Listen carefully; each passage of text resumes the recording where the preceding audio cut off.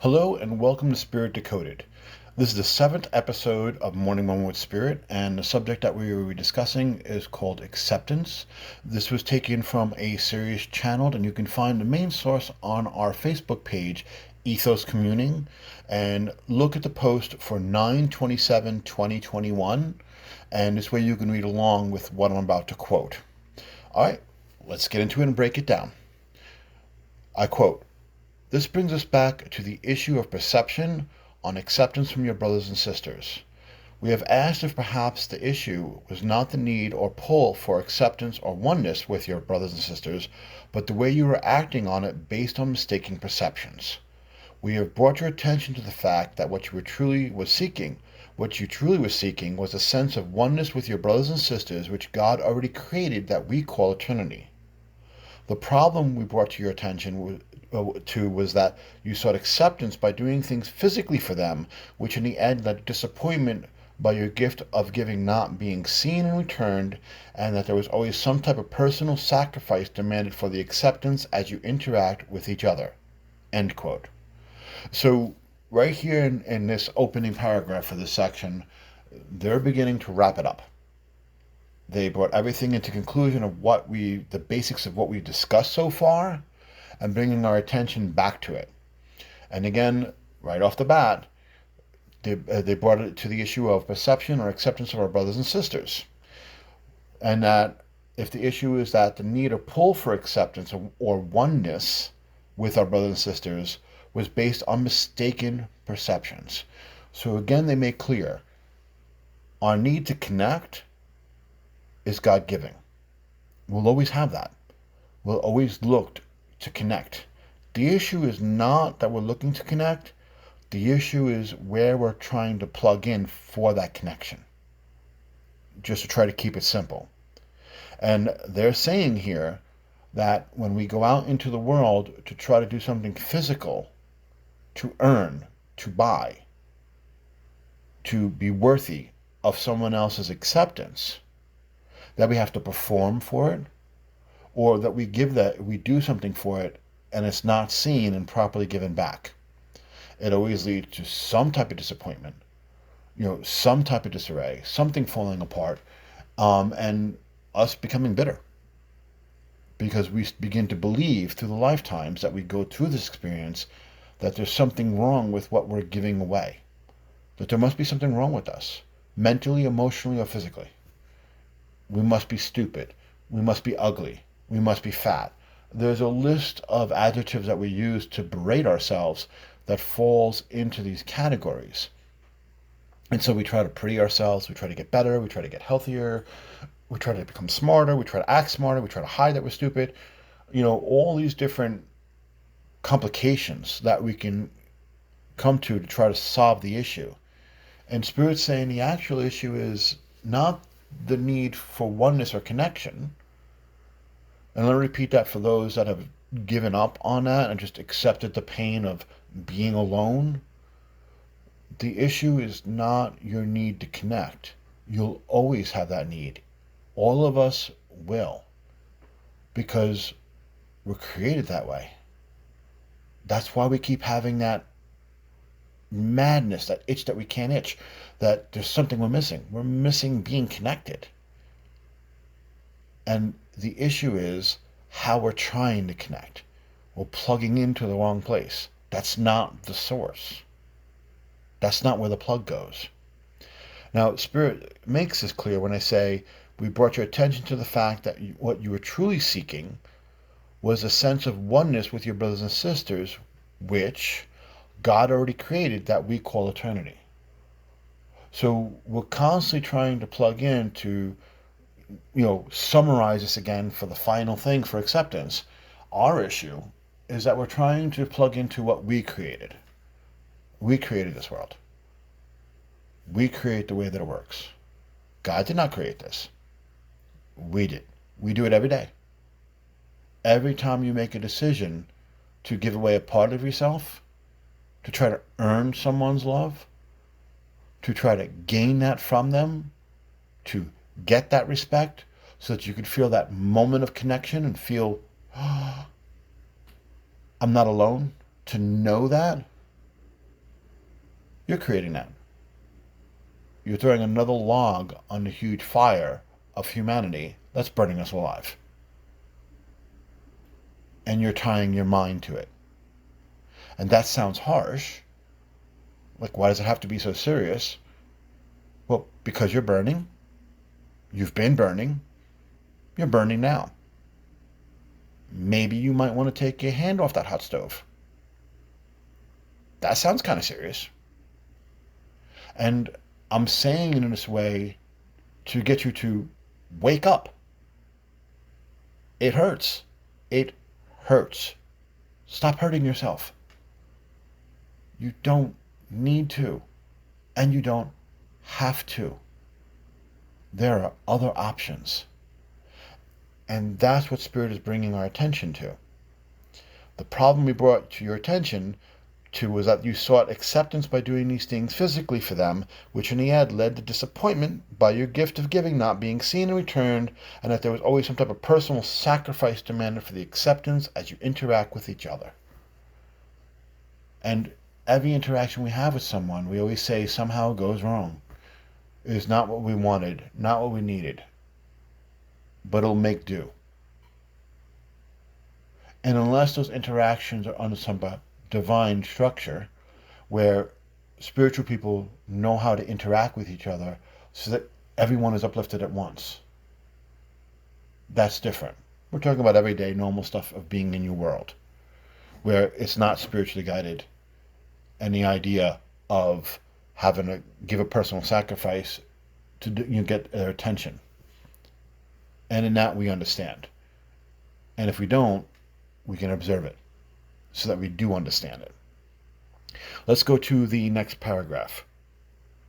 Spirit says, and I quote, "Throughout your lifetimes, you have always carved off little pieces of what you valued to sacrifice to another to be accepted, acknowledged, and just to attempt of having a moment of a sense of being connected and belonging to anyone and anything. You have done this for your family, friends, business, and in silent desperation, even with strangers, just to be touched and acknowledged as real." End quote. Ow. That's a harsh lump of truth. But now let's take a look at it. And as I've said before, if you have past life experiences that you remember, examine those. What was our motives for doing what we're doing? We carried karma forward. Was the karmic remembrance of the past life something where I was at peace and I was in perfect pose, I was in harmony? Or is it usually some type of trauma, something happened, something I didn't have, something I did do? For myself, in many of my past lives, I was involved in some form or some way as a warrior. There I was in armor with a sword, doing the dirty deeds that no one wanted to do, going into the sick town where plague was involved, crossing off, the red X's on the door, tons of stuff that went ahead and was really harsh conditions over and over again. Well, what was I doing it for? What was my belief? Mine was anything, belonging to anything. I was belonging to that set of warriors. I was believing in those principles. I was acting on those principles. I was living those morals. Because when I was with that group of warriors, I belonged. My life made sense. I had a purpose, and this was it. Even though that purpose was burning me alive. Because I have lifetimes of emotional damage from being strong, not reacting, devastating towns because they needed to be wiped out according to who was in charge, invading whoever because they needed to be killed, atrocities committed because I believed, because I belonged. I sacrificed my soul to these groups because I needed to belong. So how about you? What have you done? What are you doing now? How's work going? How's that relationship? How is it with the family? How is it with church? Examine it. View it. What are you sacrificing? What are you taking into the next life just to belong to a person, place, or thing? To have that sense of purpose. How much of your soul is burning just to claim it? That's the essence of the pain that they're talking about. Let's go into the next paragraph. Spirit says, and I quote, "This is the focus to be perceived for your freedom. You are used to being told the positive and to focus on what you want, and this will create the experience you desire. You have been taught that to focus on the positive will pull you to better experiences, and this will shed light. We dare to ask the question, how effective has this been upon your group mind? Where is the change? Here you are on your planet with more hatred rising and lack of compassion for each other than previous time periods. Where is the growth to benefit all involved?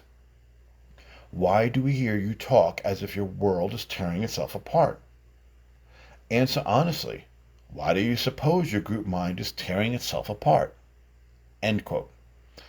Okay, Spirit is not letting off the gas pedal here. They are continuing to apply pressure on our perceived little perfect world that we know is not perfect, but we try not to look at the imperfection and keep going because we don't know what else to do.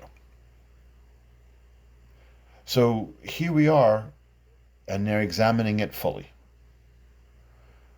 And they start again in on looking at the fact of being told to be positive, that will release what we call dense or the negative energies, that this will make the change. And I'm going to step out of what Spirit says here, and I'm going to speak personally as the channel, Korban Ethos. As a channel, it is essential to ask the question, and where are the results? I have asked that several times and directly questioned in my life Spirit's teachings as a whole. And where is the abundance promised? Where is the purpose? And what is the point? And it is so important to ask that question, because as the channel, I'm committed to living this in my life. This requires energy. This requires practice. This requires discipline. And then when it gets to results, and I see this all the time, and I'm going to harp on the channel section because it's true. I see this all the time in channel sessions where if you listen to them that are out there, someone will come along and ask a pointed question. How about this right now? And it's usually a hard situation, something that the person's in a lot of pain about. And I see the channel give an esoteric response. And so basically, as a channel myself, I sit back and watch it and I go, great. That and 50 cents just got that person a phone call. Because they didn't get anything. They didn't ask for an esoteric answer. They asked for something they can understand. And so you have to, at many points in times, look at it and say, if it's not producing results, why are we doing it? So we're being told if we plant the seeds this way and till this way, we'll get extra abundant crops. And that was 20 years ago, and we still have yet to develop a good crop. But we're still doing it because we want to be disciplined.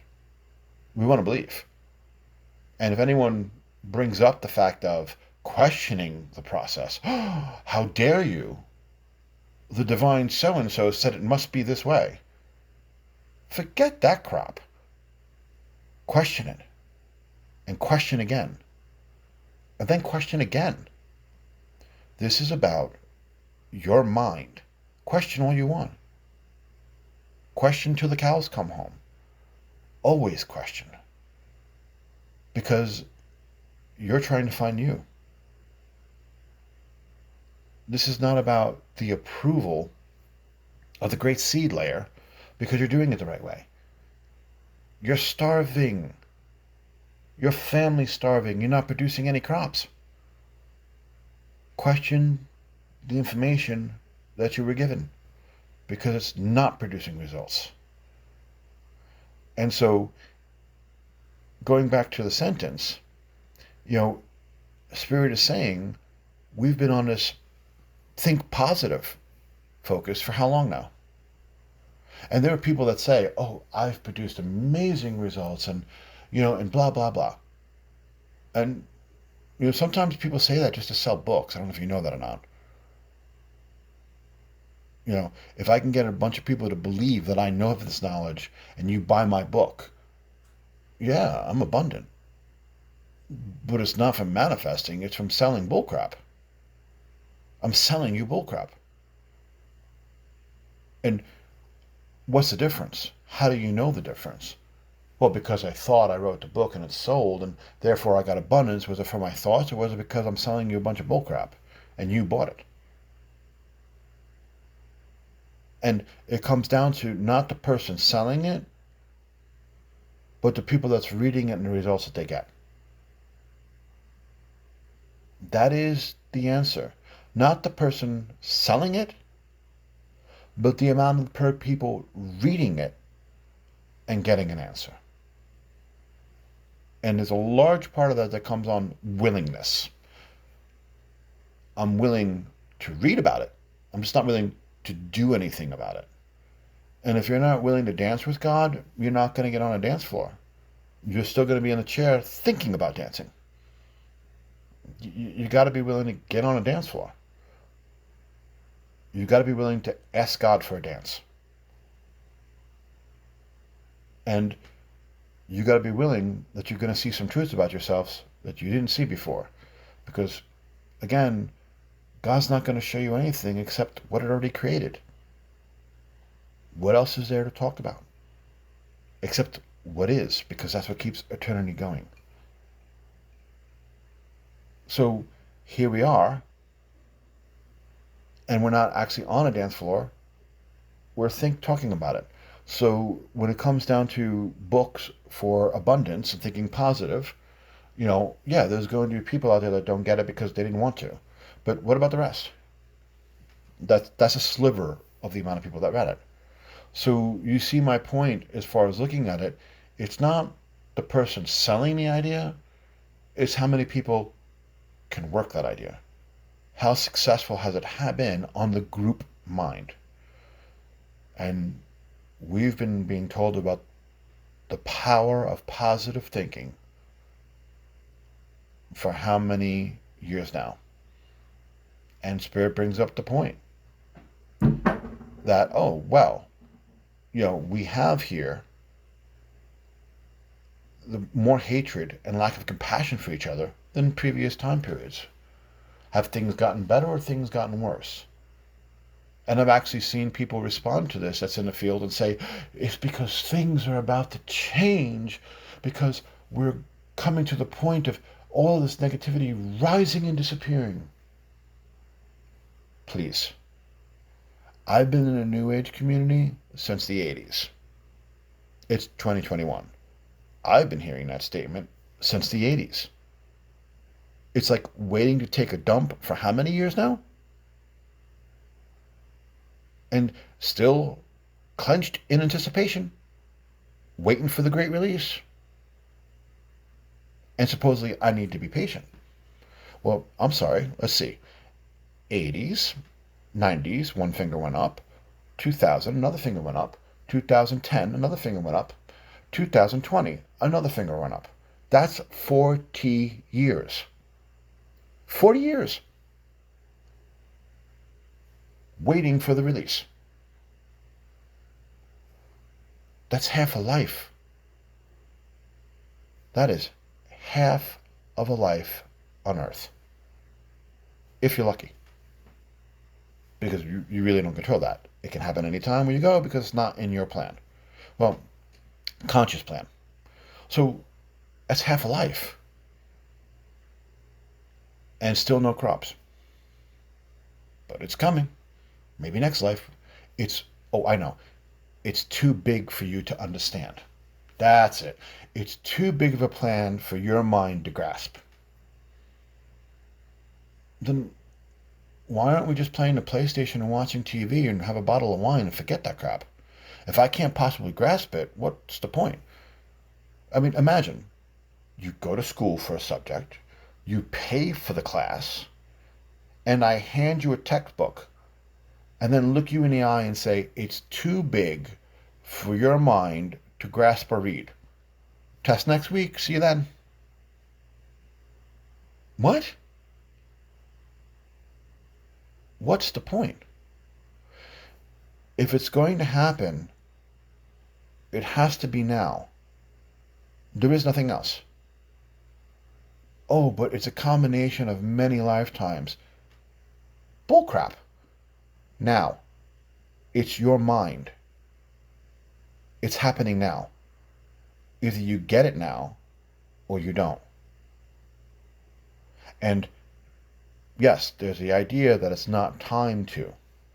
But to continue working a solution and you cannot see a result, it is okay to stop and question and say, is it actually working? Is there something we're missing? Is there a piece not understood? Because if you're given a tool to work that you do now, it should have an effect now. Because when you go back to what we were promised, that's what we were promised. It would have an effect now, in this life. Something palatable. Something we would be able to manifest. Something we would be able to see. So, the power of positivity. What effect has it had on the group mind? Well, I question that because I have to agree with Spirit. There's been more hatred rising and lack of compassion for each other than ever before. I've watched people put up about the fact of someone passing on Facebook and people getting all pissed off because, guess what? They're always trying to grab attention. What are they doing that for? Hello? Someone just died? Not an ounce of compassion. And it goes on and on. We're arguing on whether or not and this is worldwide, to protect ourselves from a virus. A virus. And making it a right or wrong. And ultimately, the virus doesn't care. If you get it, it will try to kill. Whether it's the flu, whether it was pox, whether it was polio, or whether it's COVID. And any form of protection is going to be wrong. Because, politically, wait, what? What about life? How did politics become more important than the basis of life?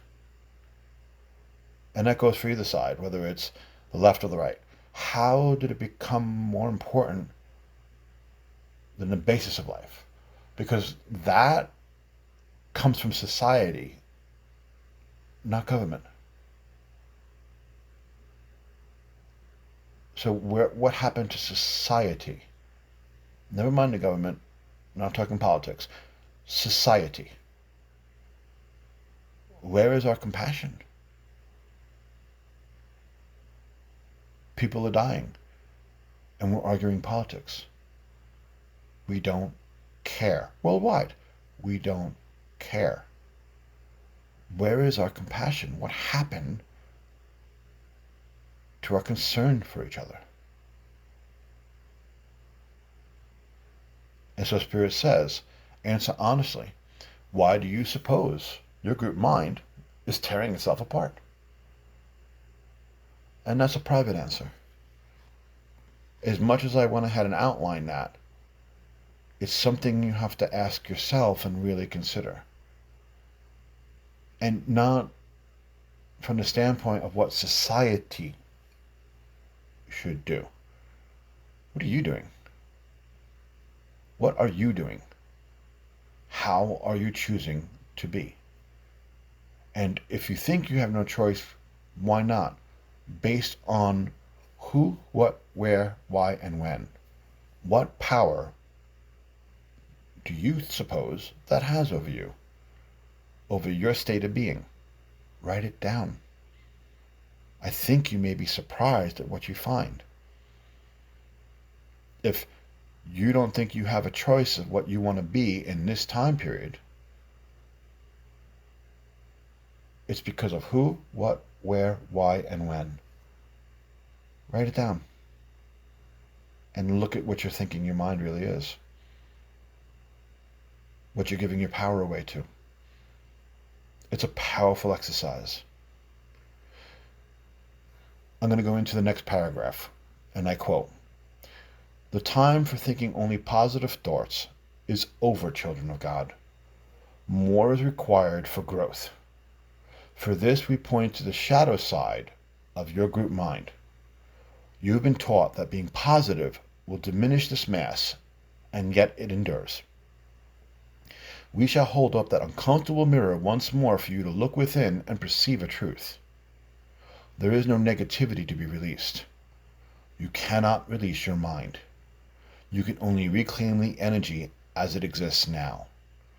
Everything you have now, you will have when you liberate. The only difference between the two is how you will perceive it.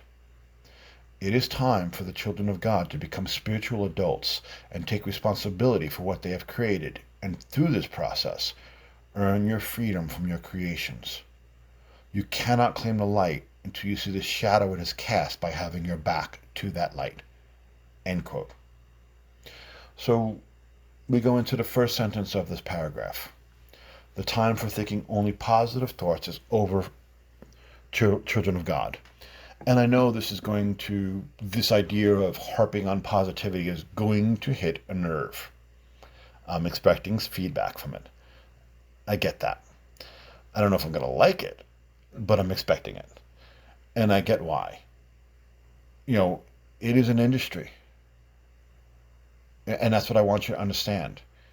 It is an industry. And we have been taught it's a change. It's a movement. Blah, blah, blah. I bring up again, how long has this movement been in motion? That it was going to affect the now. And take a good look at the now. How long of no crops till you realize it's not working? Thinking positive thoughts is not enough. Thinking positive thoughts, as we discussed before in previous episodes, puts a pretty picture over the hole in the wall. But if we keep punching holes in the wall, we have all these pretty pictures all out of balance with one another on the walls. It messes with our Zen. So we need to patch the holes and stop punching holes in the wall.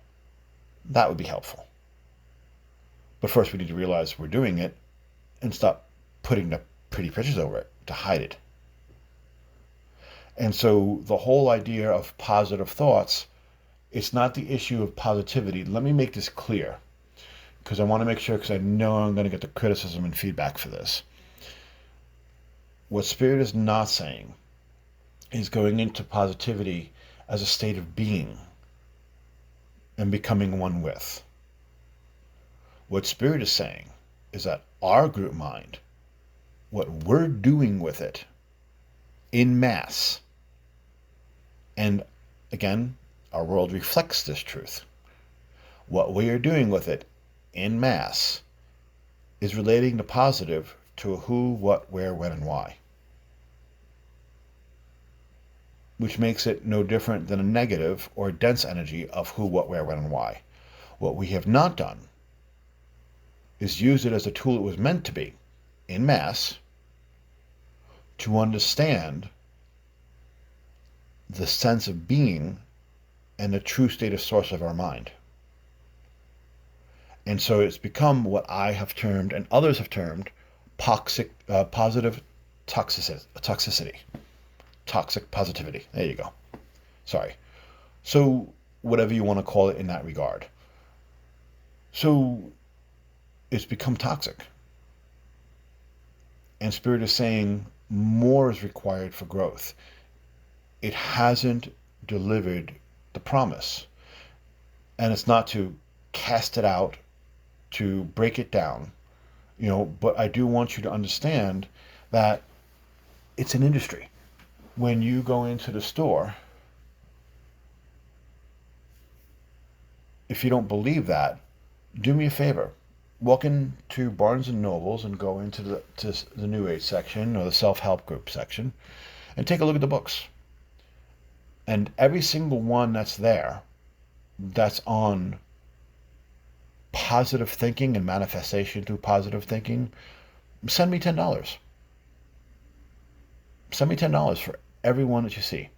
Everyone listening to my voice right now. If you really don't believe that, walk into Barnes and Nobles and look at the bookshelf. Every book on positive thinking in one form or another and manifestation through positive thinking to attract what you want. Every book that's on the shelf, send me $10 for every book. And you know what I'll do? I'll claim on my show that positive thinking works because I just gained financial abundance. Did it? Or did you just buy the idea of positivity from someone else's work? The bookshelves are filled with it because it's an industry.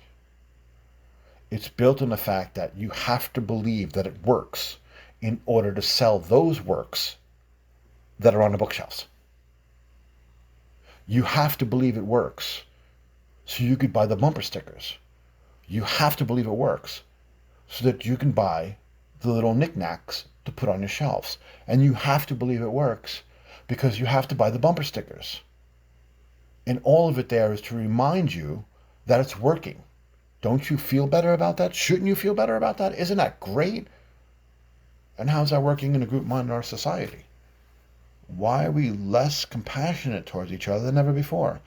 Why is there so much hatred? Why has it not shrunk as claimed since the 80s? Eaten up this negative, denser energy in our group mind. Why has it not released it?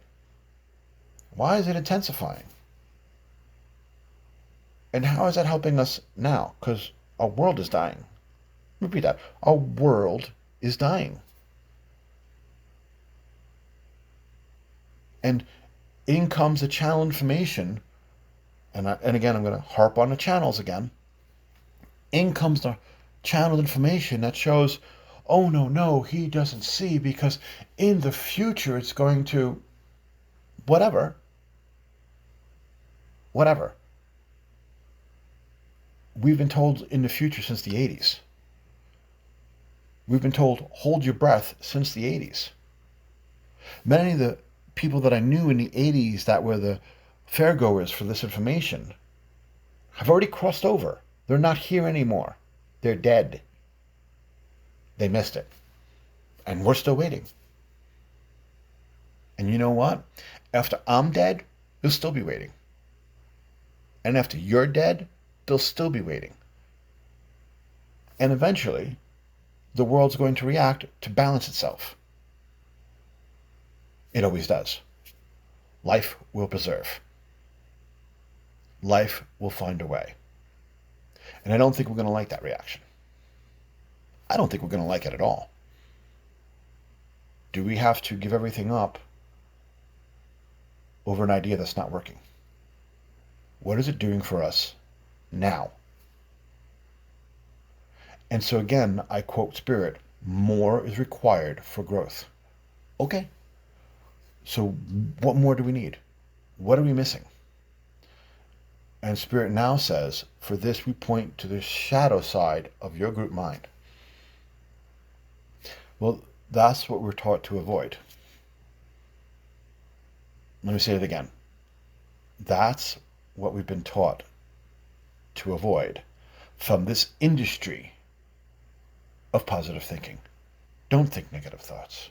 Don't think about this. Think happy thoughts. Think positive thoughts. It is Bob Ross as a New Age painter.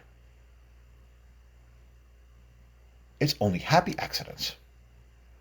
Paint happy pictures. Use bright colors. We've been taught to ignore the shadow side of anything. And I want to point out, Spirit is now saying that they're pointing to the shadow side of our group mind. Our group mind. The whole thing. Continuing, they say, you've been taught that being positive will diminish this mass, and yet it endures. We shall hold up that uncomfortable mirror once more for you to look within and perceive a truth. There is no negativity to be released. Wait, what? Come again? We've been talking about this negativity since the 80s. Kind of the reason why I don't like the word negativity, I like dense energy. Because there's a connotation with negativity. It's why, and it's something recent that I'm transferring to, changing with, is because the word negativity has certain connotations. It's what keeps the sage industry in business. You need to cleanse it. You need to release it. You need to block it. You need to white light it. You need to grit it. Onward and onward. Watch out for that negativity. It's in everything. It's in the food you eat when you eat in a red restaurant. It's in, the mother-in-law hug. Ouch. That's hurtful. And we won't even go into Thanksgiving as far as the negativity. And did you go to that store down the block? Isn't that a negative place? They're so negative. I manage to feel so down there. Negativity and that word come with the idea that we have to release it. That it has to be cleansed. That it has to be gotten rid of. Like sweeping out off your porch. And the thing of it is, when you sweep something off your porch, whatever you sweep off goes someplace. It's still existing, it's just not on the porch. And it blows back up from wherever it was. Because it still exists. Because you can still perceive it. So now watch how Spirit handles this. They say, you cannot release your mind. You can only reclaim the energy as it exists now. Well, that's directing us into a new direction here. Because it's not negativity. That's what they're saying. So we go out to the porch and we need to sweep it off. And that's the physical, but we're talking about our mind. So we have a negative thought. We have a negative process. And in truth, it's a dense energy that's collapsing our aura. Can't breathe, chakras shut down, disease sets in, onward and onward. It's the inhale and the energy collapsing in on itself that does it. It's the density. But, okay, we have this negative energy and it needs to be released. So where's it going to go? It's your mind. Your sense of being created it. Because the only thing tying it into existence is the who, what, where, why, and when. For example, who? My ex. Where? That was probably about 10 to 15 years ago. Why? Because I keep attracting the same thing over and over again. Where was the house that we had together? So, who, X, where, house, why, because I keep track of the same thing, when, that was 15 years ago. So, what makes my X so powerful in my life? The who, what, where, why, and when. What are those? Perceptions. They're perceptions. Well, who created those perceptions? Did someone knock on the door? Perceptions. Perceptions for sale. Look at what we have here. Ooh, it's a negative X. We have a special on that one today. It's only $1. Who creates your perceptions? You do. No one else did. And granted, you may be pulling from stock that we had with us from childhood. Who I attract happens to be very much like daddy because, well, guess what? Mom was with daddy, and that was their relationship, and I learned what a relationship was from watching mom and dad, and that was my basis for understanding on how to have a relationship with someone, which was, unhealthy to begin with. I'm the adult now. Yes, I have a list of prerequisites on a relationship, but I'm in charge of the files. I can delete those. I can realize that they're there and that I don't want those. But if I remain unconscious of them, because I'm not aware of my own mind, I continue to act on them unconsciously because they're still in my mind as part of the program, part of what I know. They are a habit. Isn't it amazing? So much of my life, so much pain, was due to a habit. How much of your life, how much of your pain was due to nothing more than a habit? Because you weren't even aware to observe yourself enough that they were there. And so it was just a habit. All that pain. Because you just didn't know any better, that you could have chose something else at any time.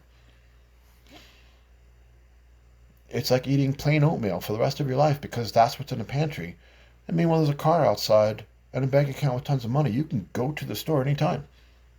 Nope, there you are, eating oatmeal that you hate because it's a habit.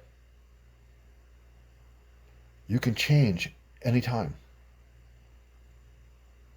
You can go to the store and get new materials anytime because it's about a state of being. And all it takes is changing your perceptions. So, going back to that, they say that there is no negativity to be released. You cannot release your mind. I can't release my mind.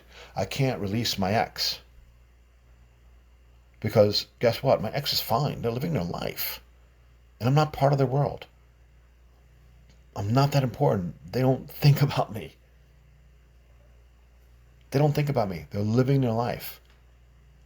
But I'm trapped in my perceptions of them. They're still in my mind. And so I release my perceptions. I reclaim, and Spirit says you can only reclaim the energy as it exists now. I didn't release the negativity of my ex. I reclaim the energy that I used to create my ex. My perceptions of my ex. And I transform them. And the energy expands more. Because now I'm wise enough to create perceptions that's a broader perspective. And so understand when Spirit says, for us as a group mind, we've been looking at doing the positivity aspect to release the negativity. And that is us not listening to Spirit. That is us assuming we heard Spirit. And that is us assuming we understood what Spirit meant. Whether it came from Spirit, angels, aliens, whatever. I say Spirit because that's what I'm comfortable with. But, for you guys, whatever it is, it works for you. Continue using it. It's not about Spirit. But whatever that information source is, and whatever it came from, we assumed that we understood it right. We assumed we heard it right. We assumed that it was clear. Was it? Did we really hear it clearly? Or did we hear what we wanted to hear? We heard what we thought we heard. Because, again, 40 years, and where's the results? What negativity was released? Negativity cannot be released because we cannot release our minds. There's no place for our minds to go. Because even when you say, I'm sweeping into this dimension and I'm releasing it, are you aware of that dimension? Okay, that's in your mind. You're still there. Your mind is still there. You just dumped it in another part of your mind. There is no other place. There's your mind. Because whatever it is you think you experience from that dimension, guess what? While you're in that crystal palace, it's still your mind. What did you experience in that crystal palace? That is your mind. Because it created a state of being. So you were being something. Now, it may have been reaction to the crystal palace that you thought you were in when you were meditating. The crystal palace didn't create that. It's still your mind. And there it is. So we cannot release negativity because we can't release our mind. So in mass, how do we deal with this energy that is prevalent? We reclaim the energy as it exists now. And that, circling back to the beginning of this lesson on acceptance, is why we talked about this is what's going on with our world is not an issue of doing a physical action to stop it.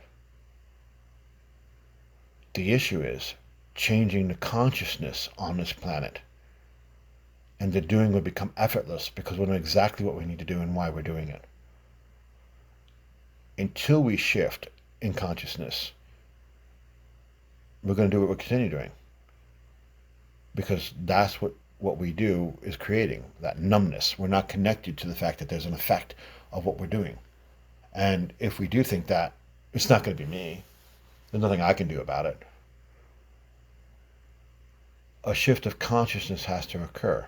Because what needs to happen is a reclaiming of energy and not a releasing of negativity. Because the blessings that we need to be able to make the change is laying in what we call negative. That's our minds. That is our minds. And until we claim that mind back and start casting it out of us as something negative that's affecting us and giving it our life force as an existence, we're powerless to it. And why? Because once again, what is our attention on? That negativity. What do we look at it as? Something outside of ourselves. What are we trying to do? Get rid of it. Can't get rid of it. It's your mind. Our mind in collective. And so with our attention on it as something powerful, more powerful than us, what are we doing? Giving it life. Because why? We create like what created us. And where our attention is our power to create. And that's why Spirit says this. Everything you have now, you will have when you liberate. The only difference between the two is how you will perceive it. And so what they're saying is the whole idea of liberate or liberation is this idea that it's a state of mind that's expansive. It takes secret yoga doctrines to be able to go ahead and see that's so rare, that's, is dependent on so many factors, is as simple as understanding that all the woes that you have that you perceive now is exactly what you're going to have when you liberate. The only difference between it is how you perceive it. And so we come back to the whole idea of the positivity and this supposed negative mass in the group mind. And they're saying, no, that is your mind. You need to reclaim it. And watch how they say it. It is time for the children of God to become spiritual adults and take responsibility for what they have created. And through this process, earn your freedom from your creations. So they're putting it right out there for us. It's time for us, children of God, to become spiritual adults. And how?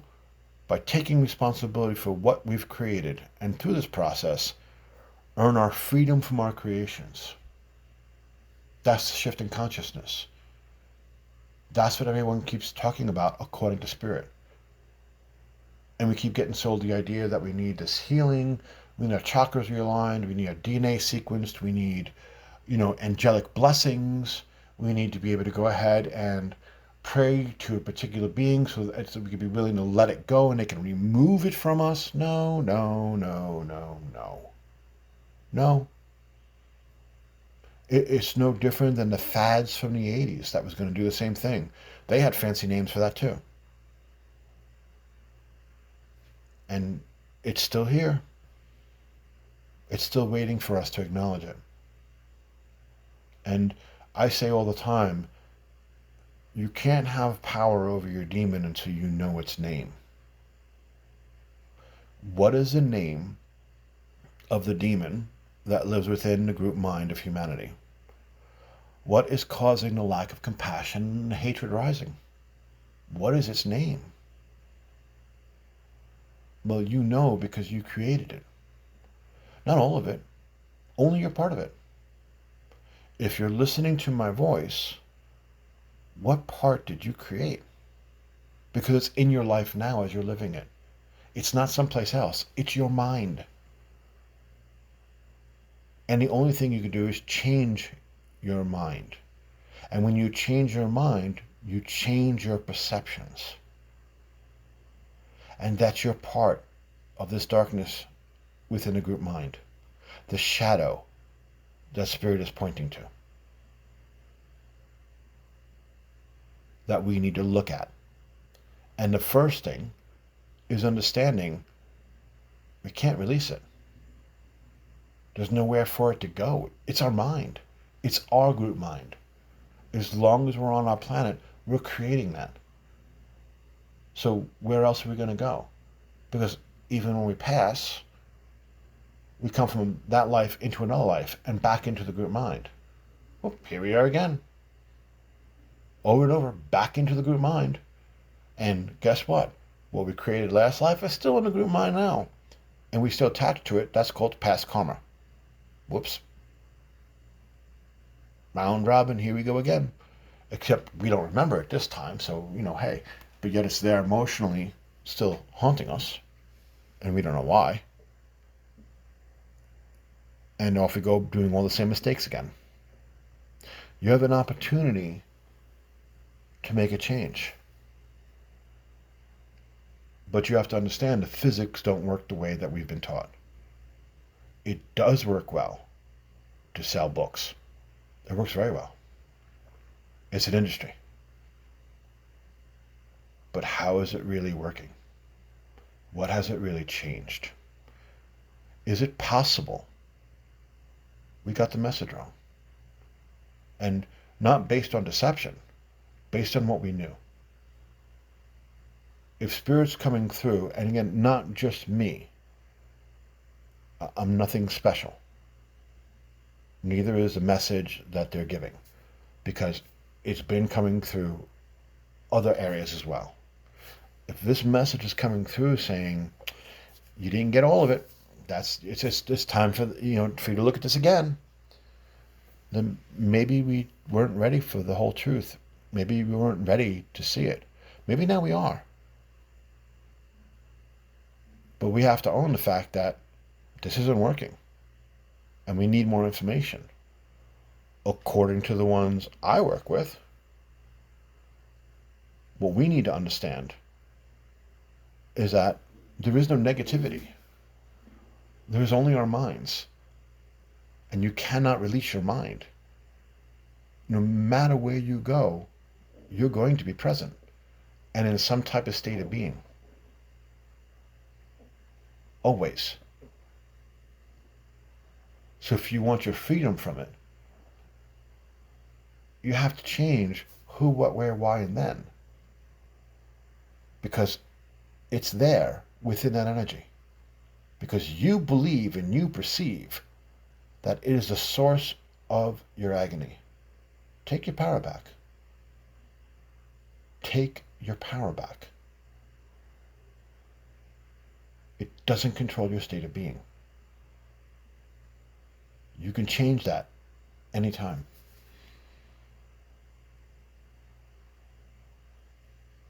So let's get to the next paragraph. Oh, actually, one more sentence of the last paragraph. My apologies. Last sentence of that paragraph is, you cannot claim the light until you see the shadow it is cast by having your back to that light. And that's the point.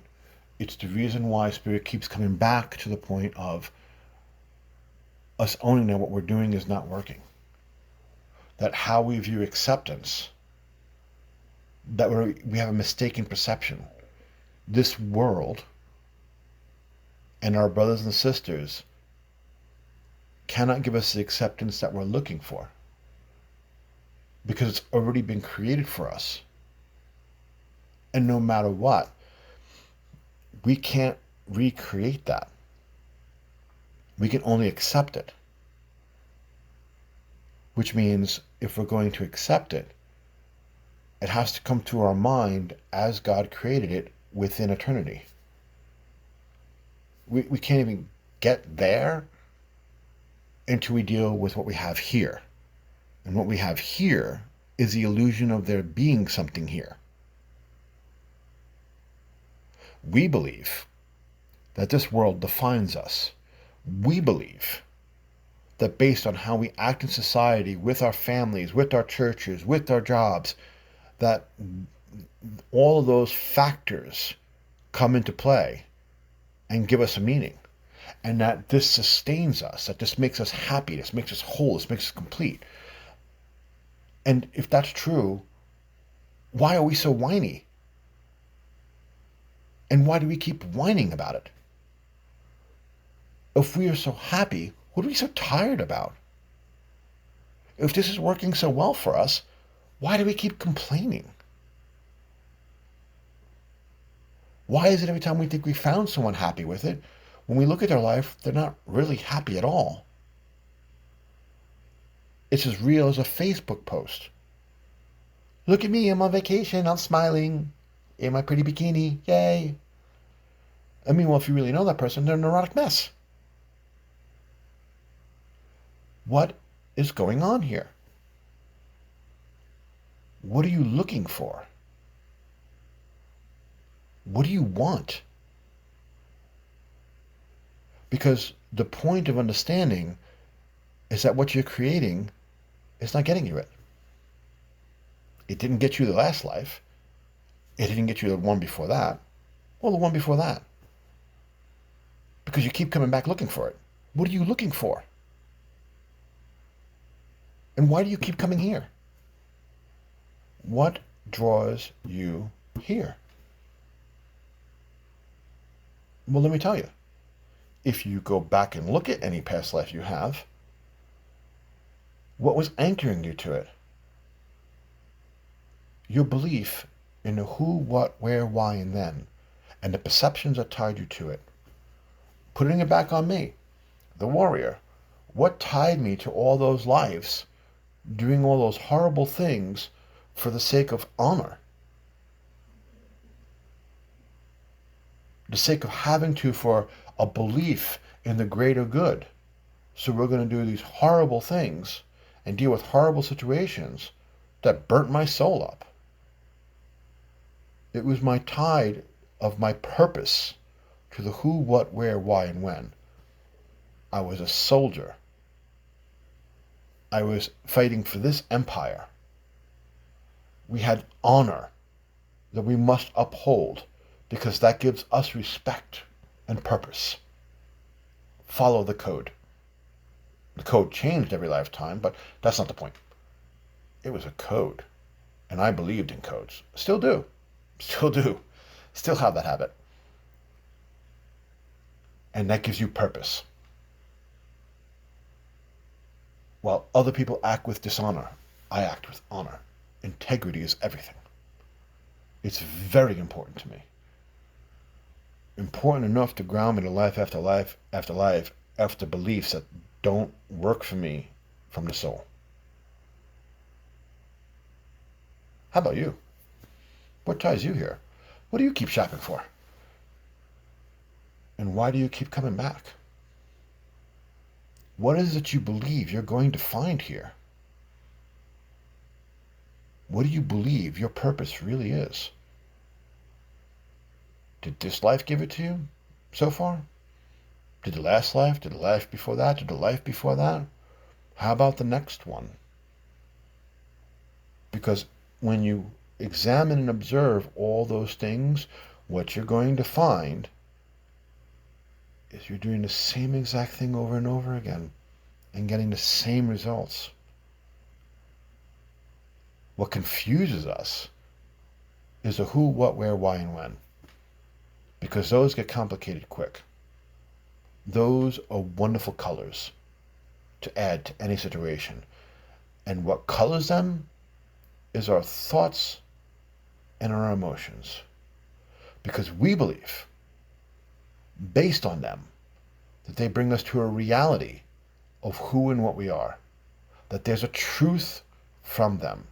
And the truth is, the only thing they're doing is reacting to our state of being. They condense and they expand. And they color it to make it real. But what they're reacting to is the state of being that we are creating, which is the truth. And once we get that, we take our attention off the who, what, where, when, and why, and the thoughts and the emotions that go with them. We stop our addiction. We say it again. We stop our addiction and obsessive mind to focus on those things, of perfecting them, of changing them, of making them right, and realize we don't have to do any of that. We can just be. We are. And none of those things matter. They never did. And when we get that, then the doorway opens to, so what are we in a state of being? That's when we get to what God created. Because that's when we're open to it. Not before. We'll have moments of it, and we'll think, oh, divine presence. It's your mind. Yes, divine presence. It came through your mind. It has no other way to connect to you except through your angle of the light, which is your mind.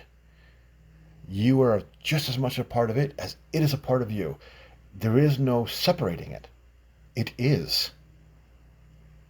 It's your mind. And until we accept that, we can't sit with it. We can't perceive it all the way.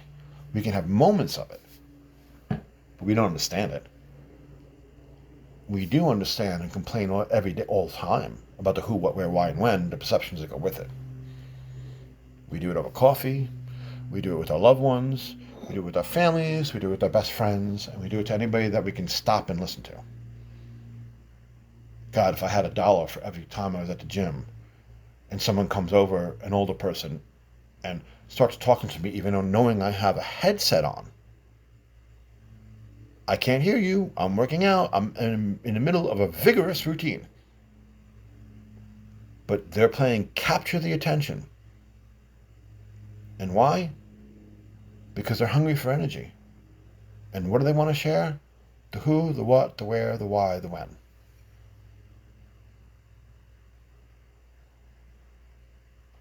A hungry ghost in a body.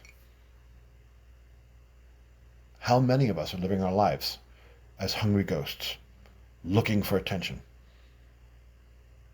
trying to find someone to place their attention on us, just so we can know, I'm alive. You're looking in the wrong place. That's not your source. So we come back to the paragraph, and we've talked about the fact that the positive is not diminishing the mass, and the reason why is because it is our mind, and that it's time for the children of God to become spiritual adults and take responsibility for what they've created. And through this process, earn our freedom from our creations. We cannot claim the light until we see the shadow is cast by having your back to that light. And that's its point in that statement, is that there is a shadow being cast here. And in that sense, not that we have a back, but it's from our back to that light. And when it does, we cast a shadow. What is that shadow? Because we've been obsessed with it since we first cast it. It's moving, it's changing, it's an ink blot that moves. And we are fascinated with what we think it is. And we stare at it all eternity, creating a who, what, where, why, and when. Obsessed that we can somehow make it better, somehow make it right, somehow balance the equation, somehow work it to get what we really want. Because we know it, we could feel it. It's because it's coming through us. It's behind us. We're not perceiving it because we're perceiving the shadow. That, my friends, is the only thing you need to take responsibility for in the group mind. What shadow are you casting? What shadow have you been casting? And what is the who, what, where, why, and when? Take your power back. You're not releasing your negativity. You're claiming your mind back because you only think you've created something negative. There is no negative. It's still your mind. And when you perceive it correctly, you'll understand the whole idea of liberation. Let's go into the next paragraph. Spirit says, in this we go back once more to the seeking approval from others. Before you can seek the inclusiveness of the state of eternity, you must be willing to give up what you created. Otherwise, it is like going house hunting in a different area that serves you so much better than where you are now. However, at the end of the day, after all the possibilities you experience, you come home to a house that is not packed, with no plans to get boxes to move. It remains a possibility, and you remain in a house that no longer serves you, but you feed off of the positive, empty possibilities experienced from house hunting. End quote. So, all right. I'm going to show you how Spirit works on levels and works in ways that's a lot more brilliant than we can plan to be.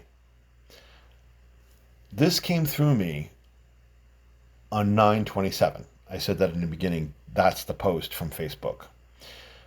I also said previously I'm currently in a cabin in the woods and definitely experiencing nature time and getting all of these recordings done.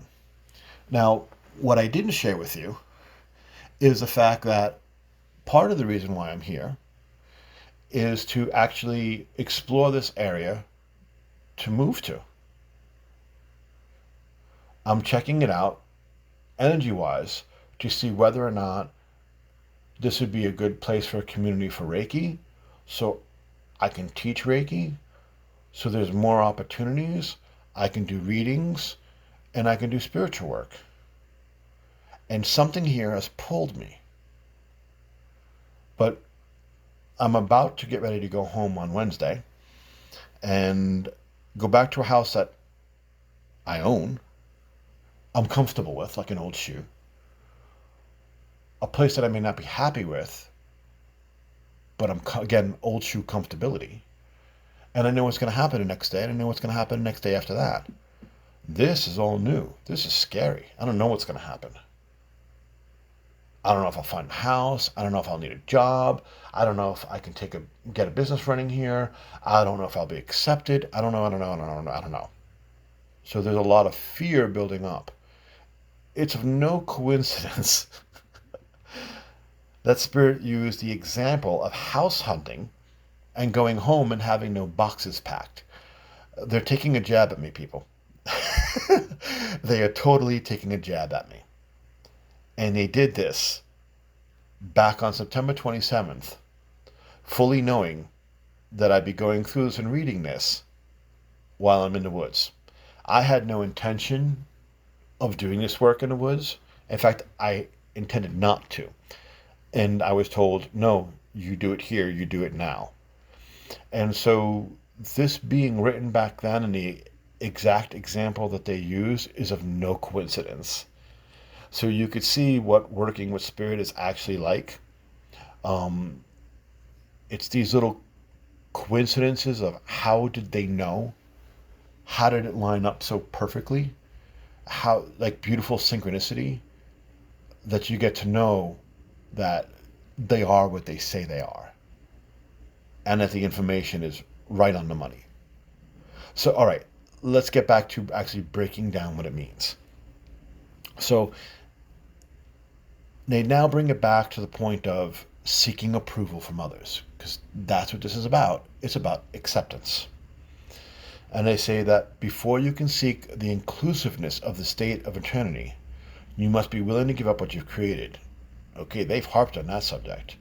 Now, the inclusiveness of eternity. We've been saying the fact that eternity is actually the level of acceptance we've been looking for, and that we can't create it because of free will. Free will always make sure that there is no inclusiveness with humanity. We may have moments, but that will always shift and change because people's attentions get taken off of us. And understand what I mean here. If we were sitting across from each other at a coffee shop and we're having a conversation, you look into my eyes, I look into your eyes. You're talking and I'm listening to you. You have my attention. And so you feel filled with energy. You feel connected. And I feel connected to you. We can almost feel what each other's thinking and feeling. What is causing that? Why did that just occur? Well, you have my acceptance. How do you know you have my acceptance? You have my attention. You have my attention.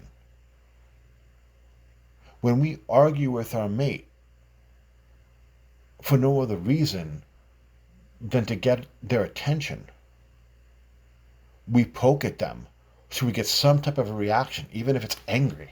It's to get their attention. Why do we need their attention?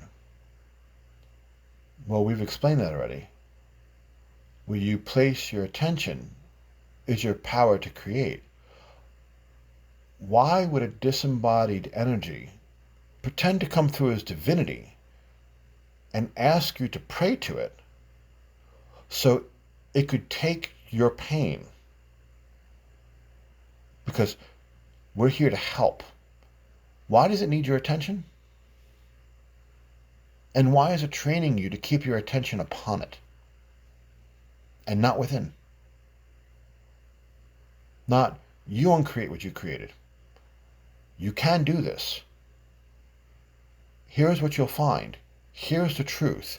Here's what you're looking for. Here's what this means. No. We give semblance of that, hints of that. But you place your attention on me to pray, and I will heal you. I will help you remove it. Just let it go. And I'm sucking off your energy. What about the old guy at the gym? I mean, that sounds, esoteric. Oh, it must be a demon. Oh my God, I have to white light myself to protect myself. I have to do it. No. You have to be smart enough to understand what your attention does. What about the old guy I used the example about in the gym? Hey, what is he trying to do? Get me to stop my workout, take my headphones off, and pay attention. What would happen if I did none of those things and continued working out and didn't take my headset off? What would he do without getting my attention? He'd walk away. he'd walk away and seek it from someone else. How powerful is your attention? It's your power to create. It's the doorway to your mind. It's the doorway to your state of being. And your state of being, God created. What you do with it is your free will. And so when you give me your attention, you're giving me your godhood. And so we sit across from each other having coffee, and we're giving each other our attention. It's in a healthy way of supporting each other and feeding each other and nurturing each other and connecting. But the thing of it is, eventually, you're going to take your attention off of me. Eventually, you got to go home. And if I don't know how to feed myself, where does that leave me? It leaves me missing you. Well, why am I missing you? Because I appreciate you so much. You mean so much to me. You're very important in my life, don't you know? Am I missing you or am I missing your attention? Which is it? Am I missing the energy feeding me or am I missing the person? Do I really value them or do I value a good battery? Yikes. There's a difference. And it's hard being clear in those moments which one's which. Because in that way, in this world, unless you are connected to that source, which is you, because that spark of light that everything flows through, because that's what God created, it's your connection to the universe. I am, it's your state of I am, which connects to God's I am because you're in it. There's no other place to be created. Unless you're connected to that, this world is built on the principle of taking energy from each other. It's how we fill ourselves up.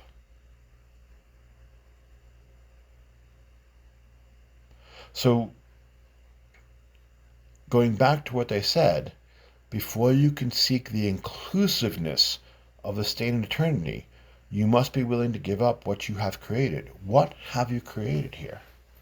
It certainly is an eternity, though you certainly have been trying, even if you're not conscious of it. What are you looking for? It's a powerful question. What are you looking for? What are you looking for here? For someone to give you attention? We appreciate those people. But what do you get through that attention? The connection? Why are you unhappy when they have to go home and break contact with you? Why do you miss them? What happens when we don't have them in our life? Why do we get upset with those who give us attention have to move or go away? What are we really missing? Them or the food source? Do we really look at each other as food sources? Interesting question. I challenge you to look at that. And certainly, we appreciate different aspects of each other. But again, in mass, for the group mind, are we having healthy relationships where we appreciate each other and bless each other because we understand the truth in that moment to warp the human reality by understanding and perceiving what God truly created? Or are we working off a different set of rules? So how did your call with customer service go last time? Right. Exactly. That's the truth of in mass with humanity. Food source. Listen to me. Number one thing we say. We're creative. But listen to me. Give me your attention. And we're getting so hungry with it. There's our lack of compassion. Because by having compassion, you connect. And we're learning not to have compassion because we're learning to be disconnected. Because it hurts less. but it's creating a much bigger problem.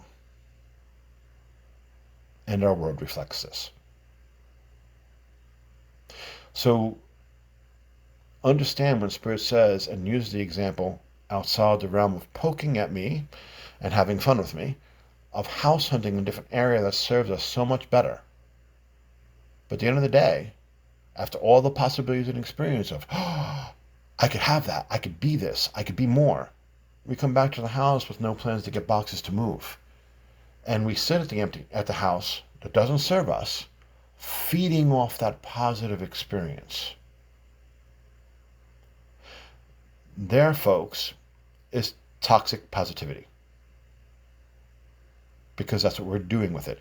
It's not what the lesson was intended for. And I want to be clear here. I can't tell you with all the books on the shelves what their intentions of the lessons of the possibility was, of being positive was. Because I'm sure they're going to come on here and argue that. You're welcome. Come on in. It's not an issue of what they intended and what they were selling. The issue is what we're doing with it and how we perceive it. And in this, as I said, and I stand by this, positivity is an industry. Take a look at the books, take a look at the bumper stickers, the cups, the memes, the stickers, the shirts, the knickknacks. It's an industry. They want you to believe that this works. They need you to believe that this works. Well, they can't sell, which reduces their financial abundance.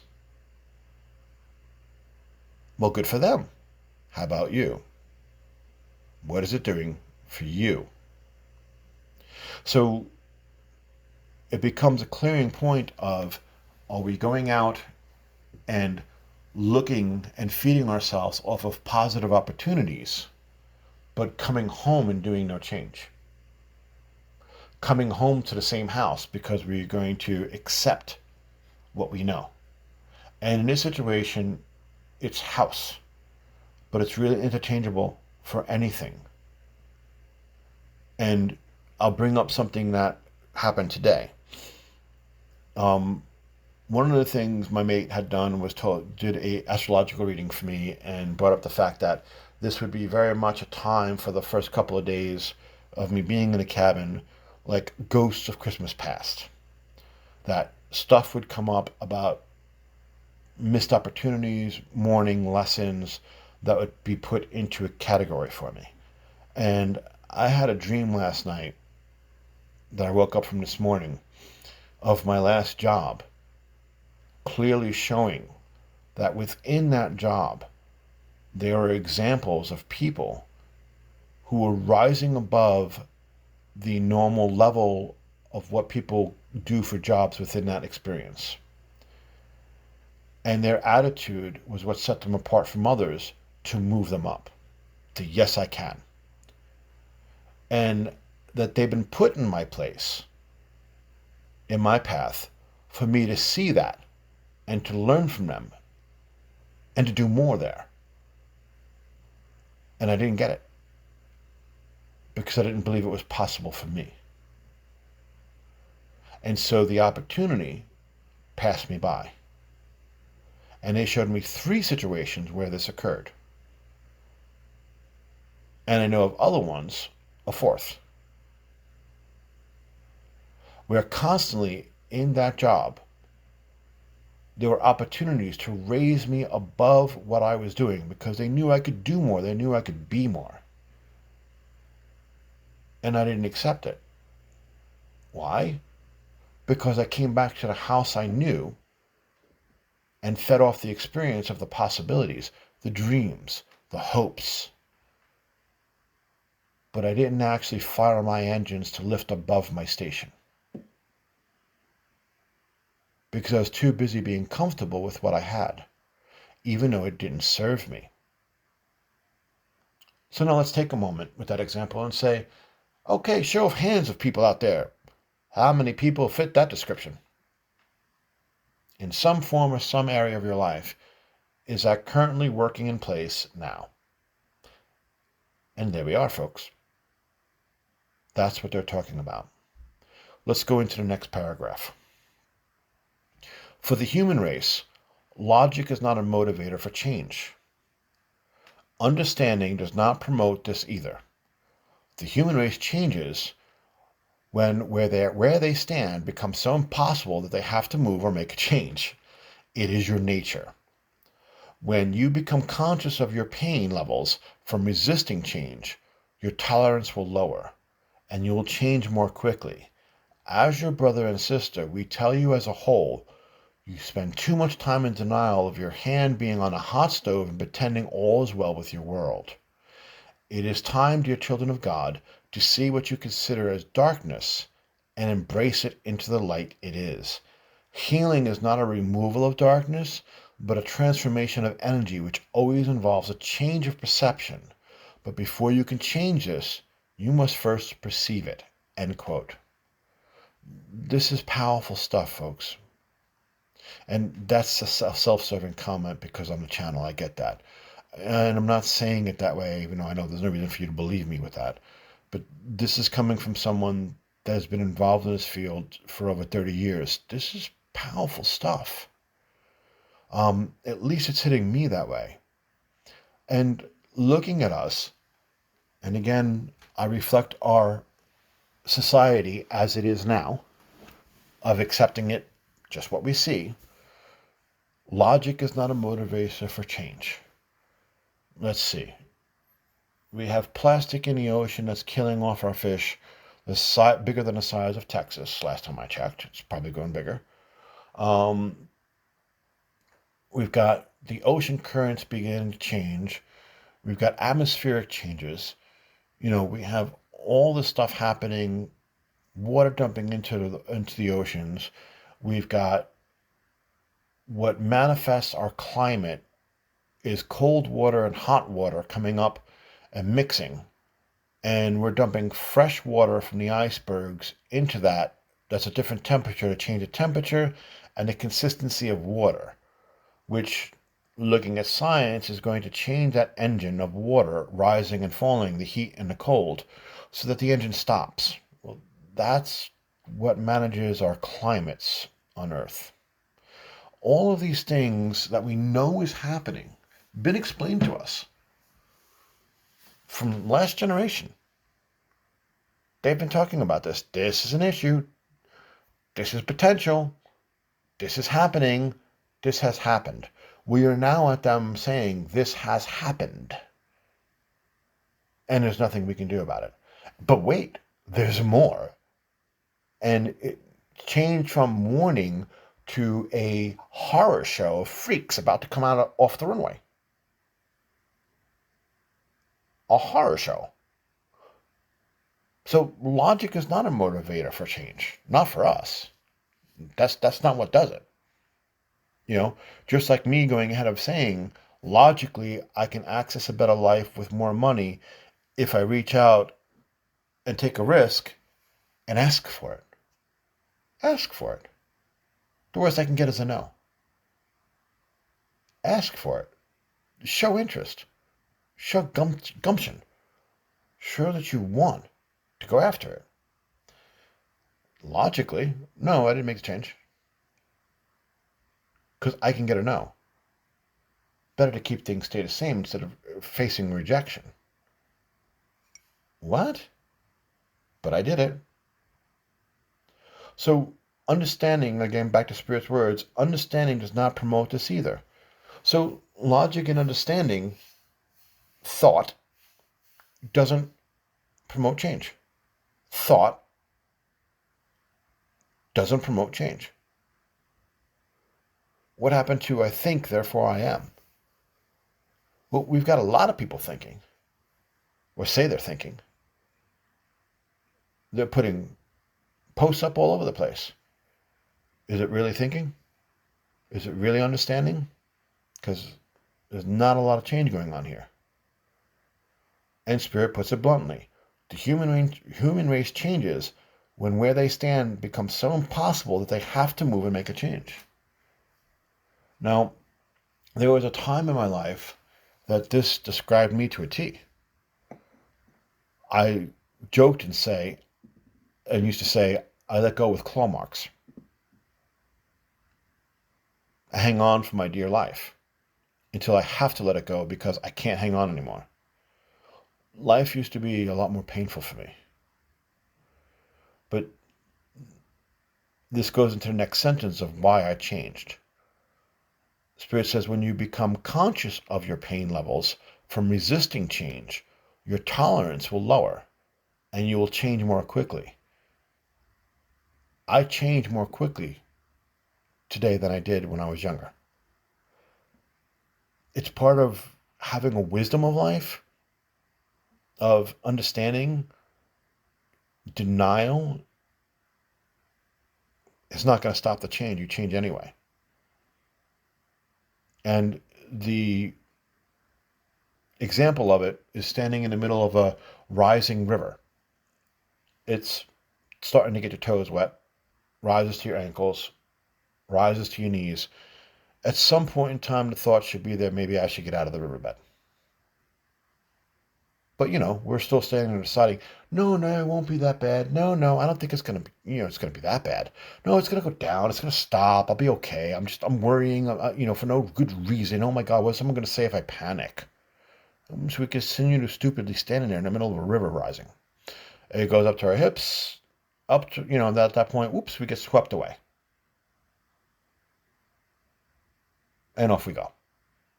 When we should have said, okay, my feet's getting wet. I'm out of here. I don't know what the hell's going on. But the next time something happens, if we survive the river, and we always do, but the next time that the river starts rising, an example like that, we're out of there. We don't wait so long. Maybe it's up to our ankles, but we're like, I'm not sticking around longer than that. Some people, it's up to their knees. I'm out of here. We certainly don't wait for it to get up to our hips again. We get faster about change. And as a race in total here on this planet, we need to become aware that we're actually in pain. And Spirit says that when they say, as your brother and sister, we tell you as a whole, you spend too much time in denial of your hand being on a hot stove and pretending all is well with your world. Now, it's important to look at it in the way that they referenced it. All is well with your world, not our lives, our world. Our hand is on a hot stove. And we're pretending all is well with our world. And we know it's not. We know it's not. It's time to take our hand off the hot stove. If not now, then when? And that sounds like, oh, it's a movement. We all have to do it together. No, it's not. It's about you. So picture the power of standing in the middle of a coffee shop, and we've all had this before, where something that's bothering us that we know is wrong, but no one's talking about it. It could be politically, it could be society, it could be entertainment. We know it's wrong. It bothers us, but we don't say anything because no one else is saying it. And then we hear someone talking about it plainly, it's wrong, and not being afraid of their opinion at all and putting it out there. How many people around them all of a sudden go, oh, in appreciation? Because we felt the same way too. Take your hand off the hot stove. It's okay. Talk honestly. Say your truth. Not to get the attention of others, but reclaim your mind. Get rid of the fearful state of being that it's all going to be okay when you feel the water around your hips. Get out of the river. Do it now. Listen to your instinct. Open your mouth. Talk about it and state it as it is. And you may be surprised how many around you have been waiting for just that. For someone to be a loudmouth. Reclaim your mind. Spirit continues and says, "It is time, dear children of God, to see what you consider as darkness and embrace it into the light." I'm going to continue to include the other sentence. Healing is not a removal of darkness, but a transformation of energy which always involves a change of perception. But before you can change this, you must first perceive it. Now, there are other people that have said similar things. So it's not like this is entirely new. Again, I'm not special. This information is coming through from multiple areas. But this is about what's coming through me. So this is a new way of looking at healing. Because when you deal with it, oh, you have to release it. You have to get rid of it. You have to take it out of the aura. You have to... No. Healing is not a removal of darkness, but a transformation of energy, which always involves a change of perception. However, before you can get the person to change this, you have to perceive it first. So the key to healing is to first perceive it. And if you go back to what we said previously about perceiving it, observing it, is that once you do, you won't need someone to help you release it. You won't need to pray to someone to find the willingness. And you won't need to worry about how it's going to be done. You will do it. Just like you did it in any other change where you realize, I can't be this anymore. Everything changed quickly.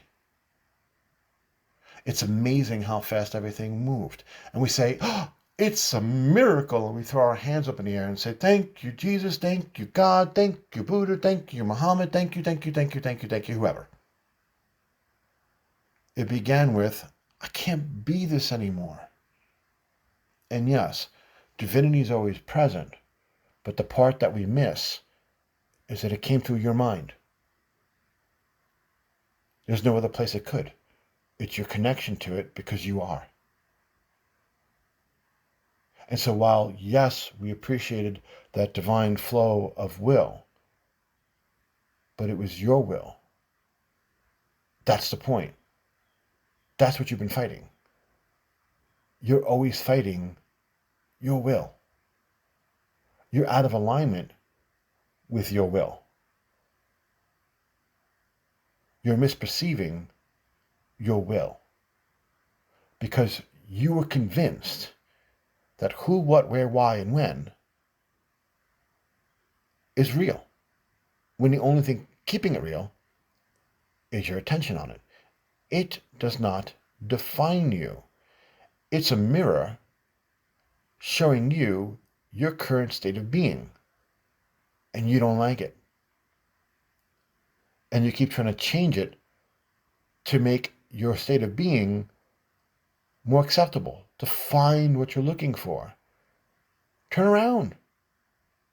Look within. The mirror cannot show you the truth.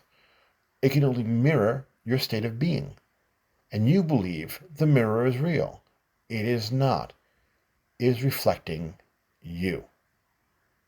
And your state of being was created by God. What you're doing with it is through free will. Stop. And understand what God created. Because when you do and you have that moment of peace, and not accidentally, when you have that moment of peace because you consciously connected to it, you'll understand what you've been looking for. And you'll understand what you wanted to experience while you're in the body. It will no longer be a mystery because your mind is no longer a mystery. And you'll finally understand what you were trying to be. And what that state of being can create. There are depths and levels to the beauty of what that eternity is. How could you create with that and physically manifest it with your life? To what degree? To what level? How deep does that go? What if a majority of the group mind here got that and decided to live off that basis. What would society look like then? How would that affect healing? How would that affect police? How would that affect government? How would that affect schools? How would that reflect into our society? Because we're actually reflecting the truth of our being versus trying to get it to look like something that we don't, we're trying to deny versus illusion. We don't understand yet the purpose of this life. And we don't understand the potential that it holds. We think we do, but we don't. Not yet. And that's why Spirit says it's time for us to grow up to be spiritual adults. It's time. And so through that is the beginning of a new foundation, a new philosophy, which is that we don't release negativity. We can't release negativity. We can only bring it into the light by understanding it's not negative. It's our own perceptions. It's a mirror image. It's the image that we're casting. The shadow that we're running from is our own shadow. It is our mind. There's nowhere to run because the shadow is attached to you. The only thing you can do is reclaim it and look to the light. Reclaim your mind. That's how you get rid of the negativity. And as Spirit says, it always involves a change of perception. But the journey can't begin until you first perceive this. And that means seeing how you're currently creating your life. So let's go into the next paragraph.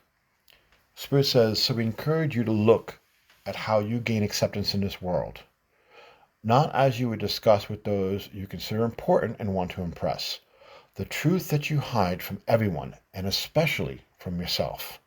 How do you gain acceptance in this world? What have you given up for this energy and has it satisfied you? What have you gained from it?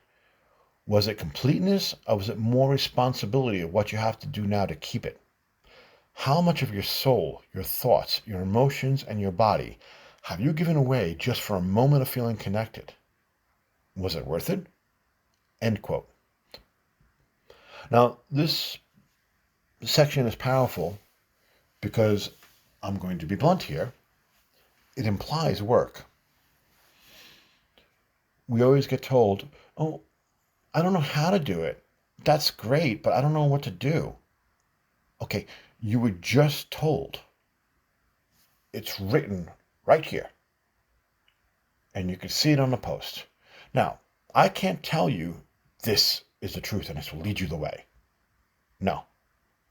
I can tell you they set a challenge. It's up to you to decide if it works. And that comes from what you've heard and what you feel inside your heart. There is your answer. If it's enough for you to consider that this is worth a try, okay, you have a list of things to do here. Because it's not going to be about a meditation. It's not going to be about Spirit's blessings. It's not going to be about my blessings, because that I can bless you that way. It's not going to be through, healing, a special initiation. None of that. None of that matters. What does matter is how you perceive yourself. Because that's what you're looking for. That's the change. And Spirit leaves a very clear imprint on what to do. Grab a pad and pen. Type if you must. Whatever works for you. But they just asked you specific questions. So we encourage you to look at how you gain acceptance in this world. Observation. How do you gain acceptance in this world? When you interact with someone at coffee, what's going on there? I said the example of standing there and giving each other attention and feeding off of each other and then missing them afterwards because I took the time to observe that. Now, you could sit there and repeat that like a parrot saying a prayer. Let me get you a perch. Don't you sound intelligent? If it doesn't come from experience, it doesn't mean anything. So that means if you want this to work, you have to sit down when you do coffee or meet with a loved one or get on the phone and listen and observe in what's happening. Because when you see it, you'll understand. When you see yourself doing it, you'll get it. Oh my God. I love the attention that they give me. It feels wonderful. I feel filled. Oh my God. It disappeared an hour and a half later. And I'm already setting up to meet with them again because I want that feeling back. You hungry ghost. Why are you not feeling yourself? Because it's already been given. Now, what do you do in an unhealthy way? And again, Spirit asks the questions. And again, not as you would discuss with those you consider important and want to impress. The truth that you hide from everyone, and especially yourself. They're asking you to look at your shadow. Let me repeat that. Spirit's asking you to look at your shadow. That's what they just said. What you don't want to see. The shadow connected to you. It's okay. Don't start painting pretty pictures. You don't need that positivity. Look at it. It's you. You've been avoiding it. Observe yourself. It's not negativity. It's the part of your mind you have cast out. Bring it into consciousness. That's what becoming conscious means.